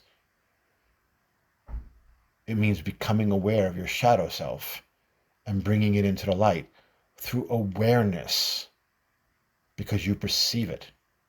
When you don't perceive it and put it into the unconscious, that which is disowned wreaks havoc. And you suffer from the consequences, and you know you're suffering from the consequences because you go through repetitive patterns that you don't recognize until after the train wreck. Does any of that sound familiar? Like the third mate we've gotten, that's the same way as the last two. Train wreck. I see it all during the breakup. Not again. Oh no. I did it again. Train wreck. Things just got interesting. What is unconscious? Because if you only see it after the train wreck, that's when you become conscious of it. There's a shadow in play. What are you not observing? And where do you need to observe it? When you're half drunk at the bar and they walk up to you and say hello. That's when you need to observe it. I know you. You're familiar. I'm feeling lonely. And I'm looking for you to fill it. You know what? I don't need you. You have nothing to offer me. Thank you for the invite. I'm going to decline. And you go home. And you avoided an 8-month relationship, 9-month relationship, 2-year relationship, 3-year relationship, that you're just trying to do the wolf effect. You slept with them and now you're trying to eat your arm off so you can get out of bed without them noticing. It's breaking the repetitive patterns by becoming conscious of our shadow self and making it conscious. So Spirit continues and says, how do you gain acceptance in this world? And now they're giving a focus. They're being very specific. How do we start this process? The foundation of it is that acceptance is our greatest pain. It crosses all boundaries: family, society, job, church, loved ones, lovers, one-night flings. All of it. All of it is included. Because every moment we're trying to get someone's attention for acceptance. Some form or some way. It's our main drive. And that's probably an exaggeration I say every time. Not every time. Sometimes we just want to, check out and go home. Hey, could you fix this scanner, please? Thank you. I don't need you to accept me. Just put the wine through so I can get through. Thank you. I'm over 18. Moving along. So it's not always. But on average, there's going to be the acceptance issue. So how do you gain acceptance in this world? Well, we do it all the time. So how are you doing that? You're going to have to observe to get that answer. I can't tell you that. Because everyone is different. You may have similarities to your family, but you're not the same. You are your own unique angle from God. So the only one that can undo your Alexander knot is you. Because you're the one that created it. You're the one that tied it. So how do you gain your acceptance in this world? What have you given up for this energy, and how has it satisfied you? So in our relationships, are we satisfied? I know we like to say we are. Of course, we like to paint a positive picture, don't we? Especially on Facebook. Oh yeah, everything's great. Shut up! What? We're yelling at them. Yeah, we're always happy. We just don't tell them the shut up part that's going on in the background. So what do you give up for these relationships? And go through your past. There's tons of train wrecks to look at there. And at the end of it, has it satisfied you? Why do you keep doing it? Are you at the point where you just stopped because the pain you know is greater than the pain that you create by trying to get it? Where are you at with that? And believe it or not, if you're at the point where you stopped because your pain that you know is greater than the pain you create by trying the unknown, you're actually in a more positive place than you realize. You've already accepted that what you're doing does not work. What you haven't realized is another option. Spirit continues and says, what have you gained from it? So looking at it, we're supposed to get things in life. Prestige, respect, acceptance, all these different things from all these different activities. So what do we gain from all that? And not just the good stuff, the bad stuff that went with it. Do both. What have you gained from it? Was it completeness? Or was it more responsibility of what you have to do now to keep it? So, I got the promotion at work. That was great. I got everyone's respect. I got more money. Oops, but here came all this responsibility with it. How'd that feel? Was that what you were looking for? Was that what really excited you? Or was it the prestige and the respect and the finances? But now you feel like you're burning alive with the position because you don't want to do it. So how's that prestige, respect, and more money? How's that working out for you? Look at those situations. How much of our souls, our thoughts, and our emotions, and our bodies have we given away just for a moment of feeling connected? And notice they keep adding the body. They keep adding that we give ourselves away sexually. Do we? Is that fair? Are we really like whores and just throw our legs up just for a moment of acceptance? Have we really been that desperate? Are you almost ready to cry? Yeah, there may be some pain there. there may be some truth to what they're saying. So how much do we really need to be connected with people? And from our techniques, how connected have we been? Has it lasted? And what about those after effects? Are you sure the way you're connecting for acceptance is working? Really look at those things and write those down and put it in a way that you have to deal with it.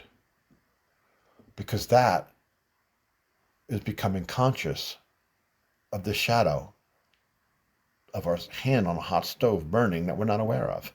And Spirit says, with any of this pain that's going to come up from this, whether from mild uncomfortable to severe pain, whatever your level, understand and go back to the last lesson when Spirit said, their point is not making you be in pain over this. Their point is making you conscious that you already have been, you already are, and you will be if you do nothing about it. You're not creating pain by looking at this. You're accepting the pain you've been in denial about. You don't need to be positive to paint over this. You need to accept what is, because being positive about it is not going to change it. Finally accepting the pain you're in will, because it's going to get you to that state. I can't be like this anymore. And that's what we're looking for here. That's what's going to shift it. Because that's going to bring you to the point of you healing it. Because only you can. Only you can undo the perceptions that you've created that's tied you to the pain. And when you see it, you'll know it. And when you know it, you can't keep doing it. You're not stupid. And you can't fool yourself. When you become conscious of it, you're going to change it. It's automatic. Spirit goes into the next section, and this is the final paragraph. She says, "This is the shadow you cast from your back being to the light. It cannot hurt you, because in truth, dear brothers and sisters, you are already hurt. You already cry, and you already wail in agony from the pain of separation. We may be of the light, but we hear your pain, and we have walked that path. It is time to be willing to let it go and learn of a new way. But you cannot find the willingness for something new until you perceive that which is no longer acceptable. You are the one that must demand something better. We cannot take this from you, but we can guide you on how to release it. You have walked in shadow, alone, long enough. Perceive it and know your mind, and you will find a willingness to change, and then and only then can God come rushing into its child, because finally you will invite it." End quote. So here we are at the final paragraph of this lesson. And we've talked about a great deal of information. And Spirit starts it off and says, "This is a shadow you cast from your back being to the light. And it cannot hurt you, because in truth, dear brothers and sisters, you are already hurt, you already cry, and you already wail in agony from the pain of separation." So let's stop right there. Spirit is saying, they just gave a whole paragraph of work for us to do. Journaling, observation, questioning, answers on how, and they say specifically, we encourage you to look at how you gain acceptance in this world, because acceptance was the foundation of what this lesson was about. Even though it talked many parts, how we look to gain acceptance Spirit said in the very beginning, is the foundation and what causes us the most pain in this life. The most. That sounds kind of important. And the question is, how do we gain acceptance in this world? And there's a whole stream of work to do to find that answer. And they end that paragraph by asking, was it worth it? Many of you claim so many abilities to go ahead and see past lives and have that knowledge. Look at this life. Look at those lives. Sum it up. Was it worth it? Do you feel connected? Do you feel whole? Do you feel complete? Do you feel like you are? Or are you still searching for your purpose? Are you still scrambling in the dark trying to find the light? It's not out there. It's within. It's what you've been looking for. And the world cannot help you find that. It's only going to reflect your state of being. And if you think you need to change the world to get the appropriate way of being, then you believe the mirror is the truth of who you are. You believe the thoughts and emotions you're manipulating and changing around is proving the yes and no to the truth of what you are, who and what you are and your purpose. When in fact, they're nothing more than a reaction to the state of being you're holding. Be first. Everything else comes secondary. But you don't believe that. Let me repeat that. You don't believe that because you don't know it to be true. And the way to know that is to answer those questions. How's that worked for you? Was it worth it? You have your work cut out for you. And if you choose to, there's all those questions to answer to get to the bottom of this. Not for me, not for Spirit, not for right, not for wrong, not to match a New Age book somewhere on the shelf. You. This is about you. No one else. Just you. Was it worth it? Has it been worth it so far? What you've been doing to gain acceptance? Are you happy? Do you feel like you want to barf right now? That's getting somewhere. That's getting closer to the truth. Because it's getting to the point of understanding, and it's what Spirit's saying. That right there, this is a shadow you cast from your back being to the light. This is your shadow. This is your mind.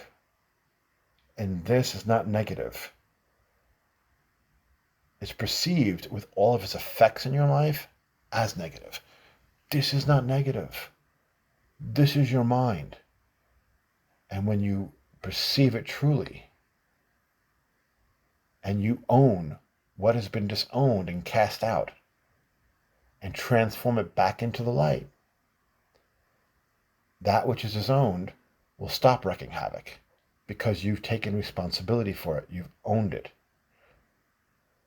And the thing of it is, it says it cannot hurt you because you're already in pain. You're already miserable. And we like saying, no, we're happy. Paint a positive picture. Put it up. And we do. We do the valiant effort of living a happy life. Are we satisfied? Are we complete? Are we whole?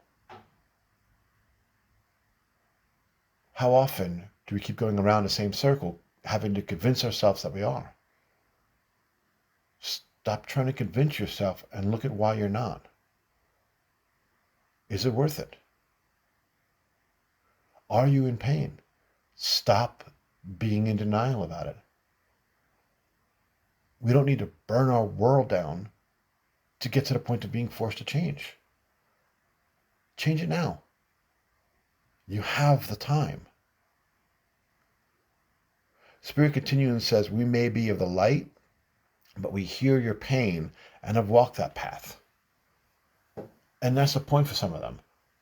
They've had physical lives and they've grown beyond it. And that's always their lesson. You can too. You will naturally. It's going to happen. Eventually, you will. But you get a choice. They're here in front of you now. You've been attracted to this lesson for a reason. You get an option. What do you want to do with it? Spirit continually says, it is time to be willing to let it go and learn of a new way, but you cannot find a willingness for something until you perceive that which is no longer acceptable. And there it comes down to it. There's a shadow side. What is no longer acceptable? You have to answer that. And those questions, based on acceptance, brings you to it. And there is no right answer. You answer it your own way. Be honest with yourself, because you can use them to paint a pretty picture. Be honest with them. Don't purposely make it negative for no good reason, make yourself unhappy. I'm not saying that, but be honest with it. Was it worth it? Has it been worth it so far? How has acceptance been for you here on this planet? Do you like it? Does it feel good? How much pain are you into what you have to give up just to have people in your life? What have you sacrificed? Those are serious questions. Spirit continues and says, you are the one that must demand something better. And they continue and say, we cannot take this from you, but we can guide you on how to release it. And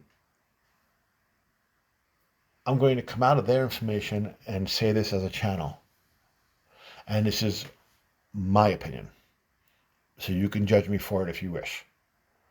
But over 30 years of hearing channeling sessions, I've seen time and time again where the information leads you back to Spirit's information. And it shouldn't. You don't need Spirit's information. That's the point of the lesson. And if it leads you back to Spirit's information as depending upon them, their light, their source, they're not honoring yours. And if they can't see yours, then they don't have nothing to teach you because they don't see theirs. If you understand God, it immediately expands and touches everything and everyone. And there are those who have been considered masters that have preached this while here on earth. Regardless from whatever spirituality, religion, they all have that same sign. That the moment they get in touch with that oneness and have let go of and understood, went through the upheaval of asking themselves, was it worth it? Everything I've done up to this point, was it worth it? How much pain have I been in? And they come to a conclusion that this is no longer acceptable. And then they slide over to the point of the oneness of God. The effects of it has been to immediately spread it to everywhere else, and everyone else is included, because that is eternity. That's how you know that they're in contact with it. Again, the eternity word is something Spirit uses. There are other words for it. There are other words for it just as valid. It doesn't matter what you name it. It doesn't encompass the whole of it. It's just a word. The word is not sacred. The word is a description from a mind that's not capable of grasping all of it because there are no words. It's a state of being. But whatever that is, it's emanated immediately because it encompasses everyone. There's no greater, there's no less than, and they teach that. They teach that. The master washes the disciples' feet. Why? Because I'm the same level as you. That's my lesson. Greater things you shall do than I. That's their lesson. The Buddha teaches the same thing. Other saints, other prophets have taught the same thing. So when you come in contact with energy, back to the channel thing, you never know what's coming through the doorway. And if the lesson brings you back to their energy versus your energy, then they're not seeing you. You don't need their energy. The energy is present to do the only thing that divinity can do: reflect the truth of you. Because if I'm in the truth of me, there's only one thing that happens with that state of mind. I see the truth of you. What else do I have to teach? Besides, you are whole and complete as you are. And the different angles of seeing that through the complexities that we call life. The end result, the lesson's always the same. You are whole and complete as you are. It was one of the fundamental teachings that the one that I learned from channeling, the human, his teacher that came through, called White Rock, taught. You are whole and complete as you are. There's a truth there waiting to be realized. And so understand when they say, you are the one that must demand something better. And you're the one that has to perceive that which is no longer acceptable. That's what this is about. It's not about their energy, not about my energy, not about God's energy. It says its energy flows through you. You understanding that which is no longer acceptable. And that you are the one that must demand something better. Not because of free will, then and only then it will be delivered. No, because then and only then you're willing to change. Because you're reaching for another state of being. Because you stirred the pot. No one else can undo your will. Let me say it again. If God will not unwill you, no will can. And if God will not unwill you, then the only one stirring your pot is you. And when you demand for a different state of being, as I've been saying, you leave your mind to the most powerful point that it can have, open to the possibilities. And Spirit says it, we cannot take this from you, but we can guide you on how to release it. Be careful of any being telling you that they can take it from you. Because in order to do that, your attention must be upon them. And I'll ask again, why do they need your attention? Why is that required? And why must that continually be done? What are they gaining from your attention? Could it be the same thing I get when I sit across from you and you give me your attention at coffee? You taste good. It's not needed. If Spirit is going to meet you, it's going to be in a state of eternity, because that's where they exist. And that's what they keep saying to you. So do you. But it needs your acceptance to understand this. They can't take it from you, but they can guide you how to release it, because you're the only one who can. Spirit Continuum says, you have walked in shadow alone long enough. Perceive it and know your mind, and you will find a willingness to change, and then, and only then, can God come rushing into its child, because finally, you will invite it. This is a powerful statement that ends this lesson, and it's not the way we've been trained to see it. So when we say God comes rushing in because finally we're humble enough to say we need help. Finally, we're humble enough to ask for it. Finally, we're humble enough to accept it. And we're in supplication with our head to the floor because we are unworthy and please help us. And then there's that fearful God that we've always been taught of that's either going to go ahead and smite us or bless us, but only for a time. Then he'll change his mind because it's going to test us. This is none of that. Understanding this, it says, perceive it and know your mind, and you will find a willingness to change. And then and only then can God come rushing into its child, because finally you will invite it. This sentence is a math formula. And they've been laying out the framework for this math throughout all of the 7 lessons. Let's break it down so you can understand it. Perceive it and know your mind. Let's just put a period there and stop. Perceive it and know your mind. What is the first step that they've been telling us over and over again about understanding so that we can begin to change? The first thing to understand and perceive is how we are creating our life, our sense of being now. And they've been saying over and over again, until you do this, they've been saying it till I'm blue in the face as a channel. Every other paragraph, we've been explaining that one. But there's a reason for it. Until you perceive that which is unacceptable, no change can occur.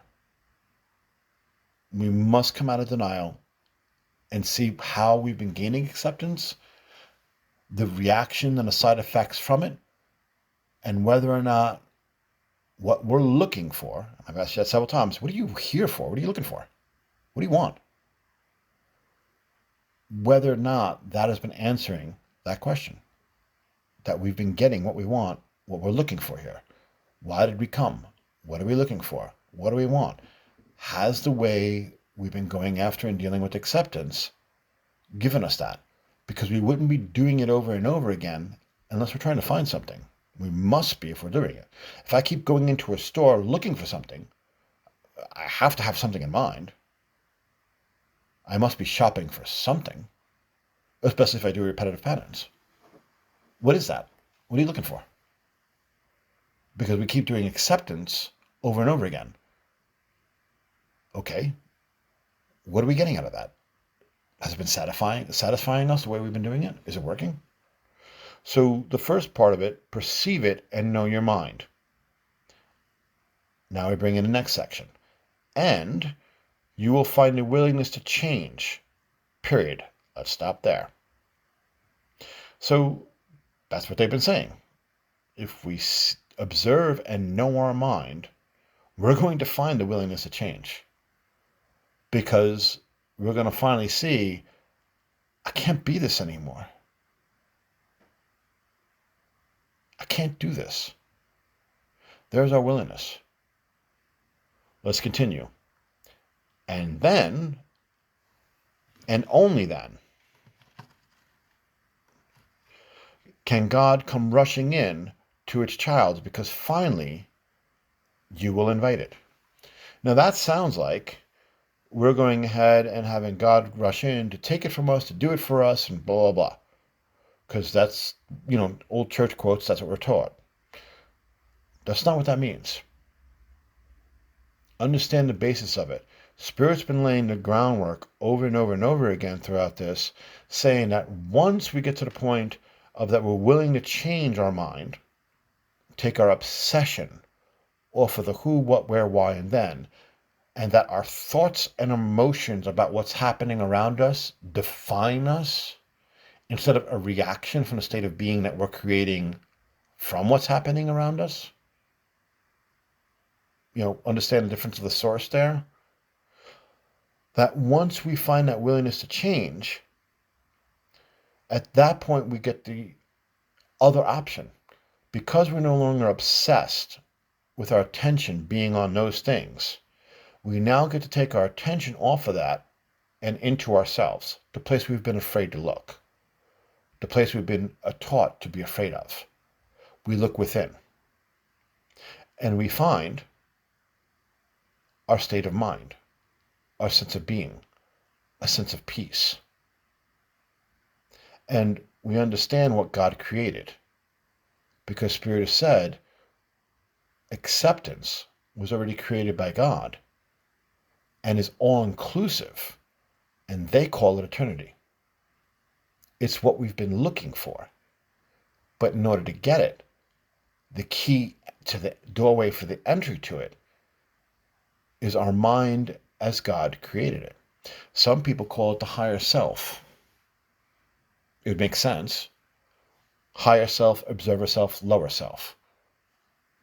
So we've been saying, learn observation of your mind. There's the observer self.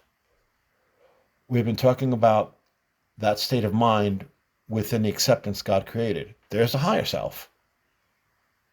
So what's the lower self? The who, what, where, why, and when, connected to your thoughts and emotions that you have your attention firmly placed upon, believing that they define you, when instead the thoughts and emotions are reacting to the state of being you're creating and speeding up or slowing down accordingly.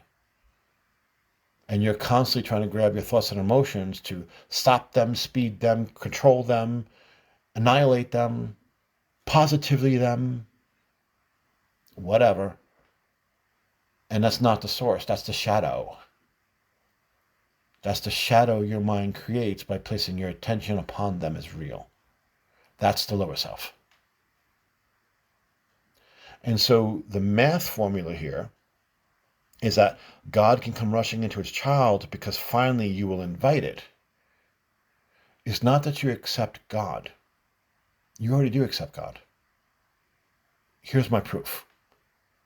In any moment where you had that momentary sense of peace, where your thoughts calmed, your emotions calmed and disappeared, and you were just aware for that one pristine moment, and you had that deep breath where you could finally breathe until you realized, I need to pick the kids up in 20 minutes, and your thoughts start again. Was there any resistance to that energy? Was there any forcing yourself to be aware of it, to keep your attention on it? And let me say that again, keep your attention upon it. Because we've been talking about attention throughout this entire 7-course episode. To keep your attention upon it. During that moment you were connected. No, not at all. So what made it fade? Why did it go away? I used the example as a joke that you need to pick the kids up in 20 minutes. But you took your attention off of it and put the attention on the who, what, where, why, and when. Not that you wouldn't be aware of it when you become conscious, but it's not going to be real. It's not going to move your attention off of the state of I am, off of your mind within eternity, off of your higher self, whatever you want to call it. However that works out for you. That, whatever dynamic makes you feel comfortable. But the end result is you took your attention off of it. And suddenly, you no longer felt that acceptance. Suddenly, you no longer knew that you were accepted, just as you were. And suddenly, you had to speed down the road to pick up the kids, to do this, to go ahead and get the meal ready for them, to do this, to be able to be a good mom, to be able to, and off you go into the who, what, where, why, to gain your acceptance and your task list of what you have to do, and chasing yourself down the road, following a shadow that doesn't really exist. The light is coming from your mind, as God created it. And the only thing that happened when God came rushing in was you accidentally placed your attention on it. Accidentally. The only reason why it stopped was that you were ignorant of your power of being and the importance of your attention. Let me repeat that. The only thing that ended it was your ignorance of the power of being and where you place your attention. And you placed it on illusion, not knowing any better, and chased it down the road. And so the state of being of I am faded. But when it was connected, you didn't fight it. You didn't deny it. And you were fully embraced with it because you know what you are. You don't need to accept God. That's not the battle here. What you need to accept is your mind within God. That's what you can't accept.